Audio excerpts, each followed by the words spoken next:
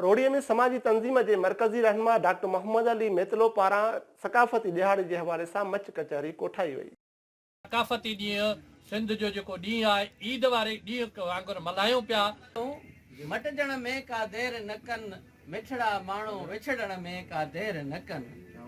गुल असांजे मुल्क मथां छटियो त हूंदो। वाह वाह। मींहं शायदि अवां ॾिठा नाहिनि, मींहं शायदि अवां ॾिठा नाहिनि, माक खे मींहं था सॼो वेठो। तकरीब में ह्यूमन राइट्स यूनिटी फाउंडेशन के चेयरमैन इलाही बख्श मेतलो, वाइस चेयरमैन आपा जुबैदा घांगरो, अब्दुल खालिक मंगरियो, अब्दुल गफार सुमरो, आबिद मेतलो, मोहम्मद यूसुफ नाड़ीवाल, एडवोकेट हुमैरा घांगरो, एडवोकेट जैन अली मेतलो, सुगंध घांगरो समेत शायरन, सहाफ़िन, वकीलन, सुगड़न वॾे अंग में शिरकत कई। मच कचहरी में सुगड़न बैत ऐं वायूं पेश कयूं। उन मौके ते डॉक्टर मोहम्मद अली मेतलो जो चवणु हो त मच कचहरियुनि सिंध जे क़दीमी तारीख़ जी कचहरी आहे। सिंध जा माण्हू पूरी दुनिया में महिमान नवाज़ सम्झिया वेंदा आहिनि। एडवोकेट इलाही बख्श मेतलो जो चवणु हो त सिंध जे माण्हुनि हमेशह पंहिंजी धरतीअ जो तहफ़ुज़ कयो आहे।